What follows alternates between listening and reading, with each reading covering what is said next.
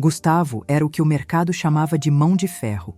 Dono de uma rede de logística, ele contava cada centavo e acreditava que o dinheiro era a única régua para medir o caráter de alguém. Mas o clima na mansão ficou pesado quando a empresa começou a enfrentar uma auditoria rigorosa, deixando os nervos do milionário à flor da pele. Foi nesse cenário de estresse que ele abriu a fatura do cartão de crédito de Marina, sua esposa. O valor que brilhava na tela era surreal, superando os gastos de 3 meses de faturamento de uma de suas filiais. Para um homem que estava lutando para manter o fluxo de caixa, ver aquele rombo financeiro foi o estopim para uma explosão de fúria cega. Ele não perguntou, ele acusou. Gustavo invadiu o quarto aos gritos, jogando o tablet sobre a cama. Chamou Marina de fútil, irresponsável e garantiu que ela estava tentando afundar o barco dele com compras inúteis de sapatos e joias. Marina, que sempre foi o porto seguro daquela casa, ficou estática. Ela tentou abrir a boca para explicar que aquele valor tinha um propósito nobre, mas ao ver o ódio no olhar do marido, o mesmo homem que um dia prometeu protegê-la, o orgulho falou mais alto que a voz. Ela percebeu que, para Gustavo, ela era apenas um gasto na planilha, e não uma companheira. Com o coração em pedaços, ela decidiu que não ia mendigar a confiança de quem já a tinha condenado sem provas. Gustavo, num ato de pura covardia corporativa, bloqueou todos os cartões dela ali mesmo, na frente dela, e deu o ultimato. Já que você não sabe o valor do suor, vai aprender o valor da calçada. Pegue suas coisas e saia da minha casa antes que eu chame a segurança. Marina não derramou uma lágrima na frente dele. Ela pegou uma mala pequena, colocou apenas o básico e saiu da mansão sob o sol escaldante, deixando para trás o luxo que Gustavo achava que era tudo o que ela queria. É revoltante ver um homem tratar a esposa como se fosse um objeto descartável por causa de uma conta, não é? O Gustavo se acha o dono da verdade, mas ele não tem ideia do erro fatal que acabou de cometer. Se você também está com o sangue fervendo e quer ver esse milionário arrogante pagando caro por essa injustiça, deixa o seu like agora mesmo para a gente mostrar que caráter vale muito mais que saldo bancário. Marina caminhou pelo portão monumental sem olhar para trás. Ela sabia que a verdade tinha pernas curtas, mas a dor da decepção era longa. Gustavo, sentindo-se o vencedor da briga, voltou para o seu escritório para tentar salvar seus milhões. Mal sabia ele que a economia que ele achou que fez ao expulsar a esposa seria o início da sua maior falência moral. O silêncio estava prestes a tomar conta daquela casa, e o que ele encontraria no closet de Marina seria o primeiro passo para o seu arrependimento mais amargo. A mansão, que antes era cheia de vida e do perfume suave de Marina, transformou-se num mausoléu de mármore gelado nos dias que se seguiram à expulsão. Gustavo tentava mergulhar no trabalho para não ouvir o silêncio ensurdecedor dos corredores, mas a culpa é uma visita que não pede licença para entrar. Ele passava as noites em claro, olhando para o lado vazio da cama e sentindo um aperto no peito que nenhum bônus de produtividade conseguia aliviar. Para calar a voz da consciência que dizia que ele tinha sido um covarde, Gustavo decidiu fazer uma inspeção nas coisas de Marina. Ele precisava encontrar as provas do crime, as bolsas caras e os sapatos de luxo que justificassem o ódio que ele despejou sobre ela. Ele entrou no closet gigante da esposa com o olhar de um detetive em cena de crime. Revirou cada prateleira, abriu todas as gavetas de veludo e até conferiu o fundo dos armários mais altos. Ele esperava encontrar montanhas de sacolas de marcas famosas e recibos de joalherias de alto padrão. Mas quanto mais ele procurava, mais o chão parecia fugir dos seus pés. Não havia nada de novo. As roupas eram as mesmas de 2 anos atrás. As bolsas estavam gastas nas alças e o cofre de joias, que ele achava que estaria transbordando, continha apenas a aliança de casamento que ela deixou para trás e alguns brincos simples de família. A confusão tomou conta da mente de Gustavo, transformando sua raiva em um medo paralisante. Ele sentou no puff de seda no centro do closet e começou a suar frio, olhando para o vazio. Se o valor astronômico saiu da conta bancária e não se transformou em luxo físico, para onde aquele dinheiro tinha ido? A lógica de empresário dele entrou em curto-circuito. Ele percebeu que as contas da fatura não batiam com a realidade daquelas prateleiras vazias. Ele começou a imaginar o pior, achando que talvez Marina estivesse sendo chantageada ou que estivesse envolvida em algo perigoso que ele, em sua arrogância, nunca se deu ao trabalho de perceber. Gente, que mistério é esse? A fatura do cartão era real, o dinheiro sumiu da conta do Gustavo, mas a Marina saiu de casa sem levar um único par de sapatos novos. Onde será que foi parar essa fortuna toda? O Gustavo está começando a entrar em parafuso, percebendo que a perua irresponsável que ele expulsou talvez nunca tenha existido de verdade.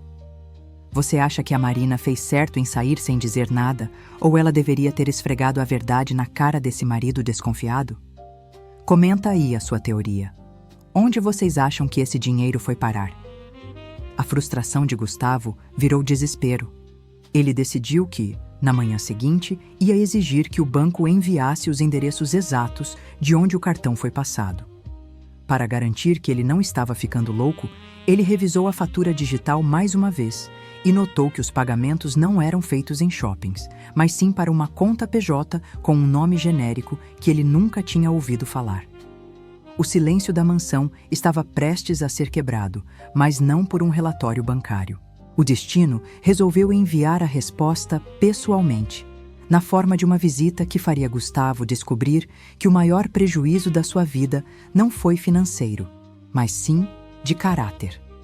A campainha da mansão tocou como uma sentença de morte para o silêncio de Gustavo. Ele abriu a porta monumental esperando encontrar algum oficial da justiça ou um de seus sócios, mas o que ele viu foi uma mulher idosa, vestindo um hábito de freira desgastado pelo tempo e com o rosto lavado em lágrimas. A irmã Lúcia não pediu licença. Ela segurou o braço de Gustavo com uma força que vinha do desespero. Doutor Gustavo, por favor, eu preciso falar com a dona Marina. O telefone dela só dá caixa postal e nós estamos no limite, exclamou ela, a voz trêmula de pavor. Para um homem que achava que todos que procuravam sua esposa queriam apenas favores luxuosos, ver aquela freira em frangalhos foi um choque de realidade que ele não soube processar de imediato. Gustavo respondeu de forma ríspida, tentando manter a pose de marido traído. A Marina não mora mais aqui. Ela foi embora viver a vida de luxo que ela tanto gosta, cuspiu ele, com um veneno que fez a freira recuar. Mas em vez de ir embora, a irmã Lúcia soltou um soluço que ecoou pelo hall de mármore. Luxo! O senhor não entende. Se a dona Marina sumir agora, as 50 crianças do orfanato Santa Bernadette não vão ter o que comer amanhã. O fornecedor de oxigênio do pequeno Tiago acaba de suspender a entrega porque o bônus do cartão dela não entrou hoje. A ficha de Gustavo começou a cair com a força de um terremoto. Ele percebeu que o nome genérico na fatura do cartão, Ação Social Esperança, era a fundação que mantinha o orfanato vivo.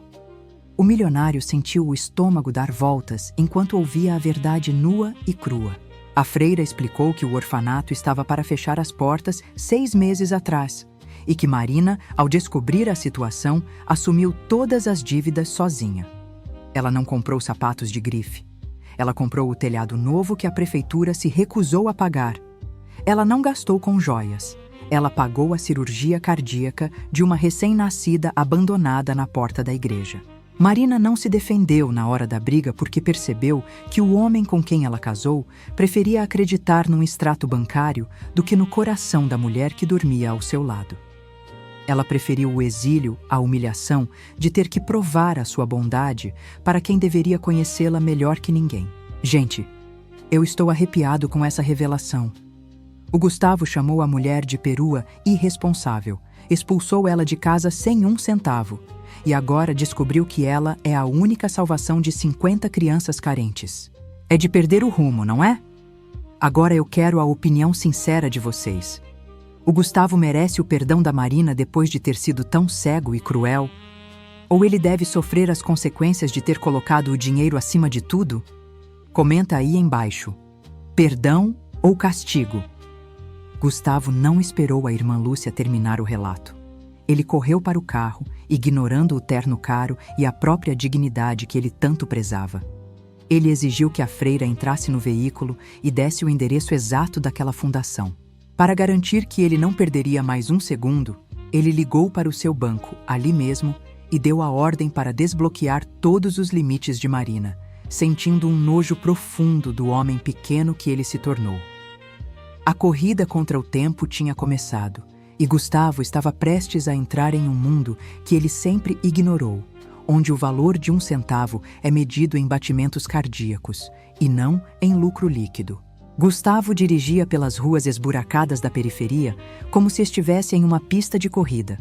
O luxo do seu carro importado parecendo uma afronta diante da pobreza que cercava o bairro onde o orfanato Santa Bernadette resistia. Cada curva que a irmã Lúcia indicava era uma pontada na consciência de Gustavo. Para garantir que ele visse a verdade sem filtros, ele estacionou o veículo de qualquer jeito na frente do casarão antigo e entrou sem pedir licença, guiado apenas pelo som de risadas infantis e pelo cheiro de sopa fresca que vinha dos fundos. O ambiente era simples, com paredes descascadas, mas exalava um carinho que o mármore da sua mansão nunca foi capaz de produzir. No centro do refeitório, rodeada por crianças que a abraçavam como se ela fosse um anjo na terra, estava Marina. Mas não era a Marina das capas de revista social. Ela vestia uma camiseta branca simples, uma calça jeans gasta e um avental manchado de cenoura. Ela estava ajudando a dar comida na boca de um garotinho que segurava uma sonda de oxigênio. O pequeno Tiago, que o dinheiro de Marina mantinha respirando. Gustavo parou na porta, paralisado pelo choque térmico emocional. Ele percebeu que as centenas de milhares de reais que ele condenou como desperdício estavam ali, transformados em latas de leite especial, balões de oxigênio e nas telhas novas que protegiam aquelas crianças da chuva. Marina levantou o olhar e, ao encontrar o de Gustavo, o sorriso dela desapareceu, dando lugar a uma serenidade que doía mais do que qualquer grito. Ela não correu para ele e nem demonstrou medo. Ela apenas entregou a colher para uma das ajudantes e caminhou devagar até o marido, limpando as mãos no avental. "Você veio ver as minhas joias, Gustavo? Ou veio conferir se eu já aprendi o valor do dinheiro na sarjeta?" perguntou ela, com uma voz firme que não carregava ódio, mas sim uma decepção profunda. Gustavo sentiu as pernas falharem. Ele se sentiu o menor homem do mundo diante daquela mulher que ele teve a audácia de chamar de irresponsável. Dá para acreditar no tamanho da vergonha desse homem agora? O Gustavo passou a vida medindo as pessoas pelo que elas têm, e agora descobriu que a esposa dele é a pessoa mais rica que ele já conheceu, só que de um jeito que ele nunca entendeu. É de chorar junto com ele, não é? Agora eu pergunto para você. A Marina deve aceitar as desculpas dele só porque ele descobriu a verdade. Ou ela deve seguir a vida dela ajudando essas crianças e deixar o Gustavo sozinho com a fortuna dele. Deixa o seu comentário agora. O que você faria se descobrisse que a pessoa que você ama é um herói anônimo? A vergonha de Gustavo foi tão avassaladora que ele não conseguiu dizer uma palavra de defesa. Ele olhou ao redor e viu o rosto das crianças, percebendo que cada centavo daquela fatura de cartão foi um investimento na vida, e não na vaidade. Ele percebeu que Marina não contou a verdade no dia da briga porque queria que ele confiasse nela pelo que ela era, e não pelo que ela fazia. Para garantir que ela entendesse o tamanho do seu arrependimento, Gustavo fez algo que ninguém no mundo dos negócios jamais imaginaria. Ele caiu de joelhos no chão de cimento batido do refeitório, chorando como uma criança diante da única pessoa que realmente valia a pena em sua vida. A máscara do milionário poderoso caiu, revelando apenas um homem quebrado, implorando por uma misericórdia que ele sabia que não merecia. O silêncio no refeitório do orfanato Santa Bernadette foi quebrado apenas pelos soluços de Gustavo, um homem que descobriu que o seu maior prejuízo não estava nas planilhas, mas na sua alma. Marina olhou para o marido ajoelhado aos seus pés e sentiu uma mistura de dor e alívio. Para garantir que a mudança dele fosse real e não apenas um susto passageiro, Ela esperou que ele recuperasse o fôlego antes de estender a mão e ajudá-lo a se levantar, deixando claro que o perdão não é um presente gratuito, mas um caminho que precisa ser construído. Eu não preciso que você se ajoelhe, Gustavo. Eu preciso que você enxergue o mundo além dos seus próprios interesses, ela disse, com uma doçura que lavou o amargor do milionário. Gustavo não perdeu tempo com promessas vazias. Ele decidiu agir com a mesma rapidez que usava para fechar negócios na capital. Para garantir que nenhuma criança passasse fome ou ficasse sem oxigênio nunca mais, ele ligou ali mesmo para o seu diretor financeiro e deu a ordem para transformar o orfanato na sede da Fundação Marina Alencar, com um aporte inicial de 10 milhões de reais. Ele não estava apenas pedindo perdão para a esposa. Ele estava assinando um contrato vitalício com a generosidade. Gustavo percebeu que Marina foi o seu melhor investimento e que a fatura astronômica que ele tanto criticou foi, na verdade, o preço para salvar a vida de 50 inocentes. A transformação de Gustavo foi o assunto mais comentado nas colunas sociais, mas dessa vez por um motivo nobre. O milionário controlador deu lugar a um filantropo dedicado, que passou a frequentar o orfanato todos os finais de semana. Para que o ambiente se tornasse digno do coração de Marina, Gustavo enviou sua própria construtora para reformar o prédio inteiro, instalando uma ala médica moderna e uma escola de artes para os pequenos. Ele aprendeu que o verdadeiro luxo não é ter uma mansão impecável, mas sim ter uma casa cheia de risadas e a consciência em paz. Marina voltou para a mansão não como uma perua, mas como a rainha de um império que agora tinha um propósito muito maior do que apenas acumular ouro. A história da Marina e do Gustavo prova que o mundo não gira, ele capota para nos ensinar onde realmente mora a riqueza. Quem diria que uma fatura de cartão de crédito seria a chave para abrir o coração de um homem de gelo? Você também acredita que nada acontece por acaso e que a vida sempre encontra um jeito de recompensar quem faz o bem em silêncio? Se você ficou com o coração quentinho com esse final feliz, onde a injustiça virou amor e a mesquinhez virou doação, deixa o seu comentário final, celebrando a vitória dessa família e das crianças do Santa Bernadette. A cena final mostra Gustavo e Marina caminhando pelo jardim do orfanato, um ano depois de toda a confusão. O pequeno Tiago, agora saudável e sem a sonda de oxigênio, corre em direção aos dois para dar um abraço. Gustavo olha para Marina e percebe que o brilho nos olhos dela é a única fortuna que ele realmente tem medo de perder. Eles saíram daquele refeitório humilde, não mais como um patrão e uma esposa, mas como dois parceiros prontos para deixar um rastro de luz por onde passarem. No jogo da vida, o Gustavo quase perdeu tudo por causa de um papel, mas a Marina jogou a moeda da compaixão e acabou ganhando o prêmio mais valioso de todos: a felicidade de ver o homem que ela ama se tornando alguém digno de ser chamado de herói. O sol se pôs no horizonte, mas para aquela fundação, o dia estava apenas começando.